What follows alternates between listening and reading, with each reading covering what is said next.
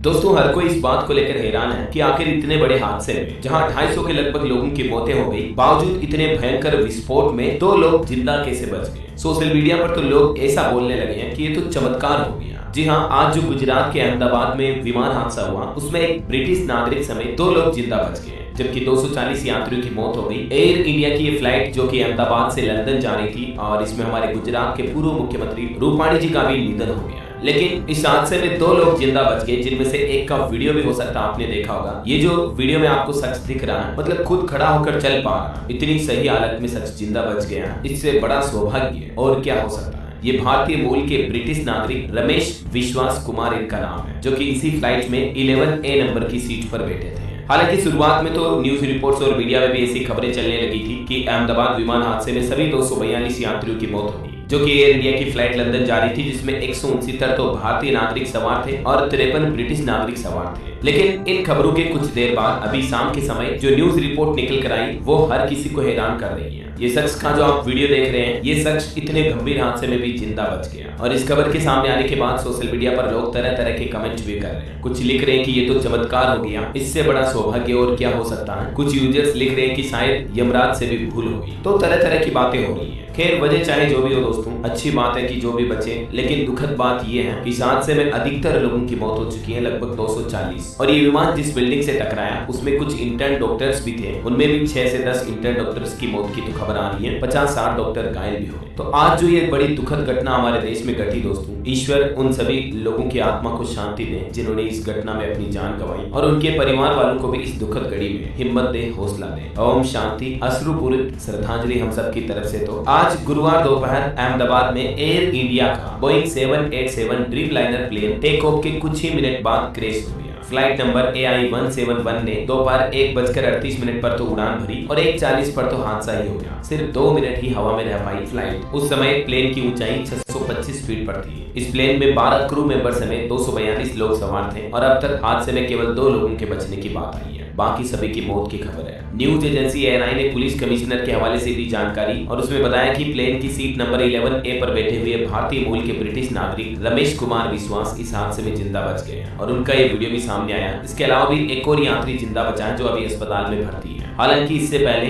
AP ने कहा था कि विमान में सवार सभी लोगों की मौत हो गई। ये जो एयर इंडिया की फ्लाइट नंबर AI-171 जो कि अहमदाबाद से लंदन जा रही थी, इसमें 169 भारतीय, 53 ब्रिटिश और 7 पुर्तगाली और एक कनाडाई नागरिक समेत कुल 230 यात्री सवार थे और बाकी जो 12 हैं वो क्रू मेंबर्स थे। हादसे में गुजरात के पूर्व मुख्यमंत्री विजय रूपाणी जी का भी निधन हो गया। भाजपा के राज्यसभा सांसद परिमल नाथवानी ने ट्विटर पर ये जानकारी भी दी। प्लेन जिस बिल्डिंग से टकराया, वहां अहमदाबाद के सिविल हॉस्पिटल के डॉक्टर्स भी रहते हैं। बताया जा रहा है कि उनमें भी लगभग 15 से ज्यादा डॉक्टर्स घायल हो और 6 डॉक्टरों की जान जाने की भी खबर है। ये कुछ तस्वीरें आप देख सकते हैं दोस्तों, इस हादसे से जुड़ी बड़े ही भयावह और दर्दनाक तस्वीरें हैं, जिन्हें देख करके भी आंखों से आंसू आ जाए। ये 3D मैप में आप देख सकते हैं, मैप के जरिए कि हादसा आखिर हुआ कैसे है। विमान इस तरह से रनवे पर चलने के बाद टेक ऑफ भी कर गया, लेकिन थोड़ा ऊंचाई पर जाने के बाद वापस विमान का बैलेंस बिगड़ा और नीचे गिरने लगा, फिर डॉक्टर्स के एक हॉस्टल से टकराया। इस हादसे के बाद अहमदाबाद सिविल अस्पताल में पहुंच रहे पूरी तरह जले हुए शव, स्ट्रेचर कम पड़े तो लोग हाथ थैले से लेकर पहुंचे। एयर इंडिया की तरफ से हेल्पलाइन नंबर भी जारी किया गया। विमान दुर्घटना के बाद रक्तदान यानी ब्लड डोनेशन की तत्काल अपील को लेकर भी ये हेल्पलाइन नंबर आप देख सकते हैं। और ये गुजरात सरकार की तरफ से मृतकों और घायलों की परिजनों की सुविधा के लिए हेल्पलाइन नंबर जारी किए। और ये प्लेन जिस डॉक्टर हॉस्टल की 4 बिल्डिंग से टकराया था, वहां लंच के समय अतुल्य हॉस्टल में 50 से 60 इंटर्न डॉक्टर मौजूद थे। अब तक 6 डॉक्टरों के शव भी मिल चुके हैं। लंच कर रहे थे, खाना खा रहे थे सभी डॉक्टर। इस बिल्डिंग में हादसे की बात की ये तस्वीरें आप देख सकते हैं। टेबल पर अभी भी खाने की प्लेटें रखी। उड़ान भरने के कुछ ही मिनट बाद अचानक आग का गोला बन गया। बोइंग 787 एक ड्रीम लाइनर विमान की बैटरी से बनावट तक कई बार विवाद भी पैदा हुए। इसके उड़ान पर भी 3 महीने का बैन लगा था। 2013 में जापान का ये मामला हुआ था, सेम इसी टाइप के विमान में, जब लिथियम आयन बैटरी के जरिए आग लग गई थी। 2020-22 के दौरान भी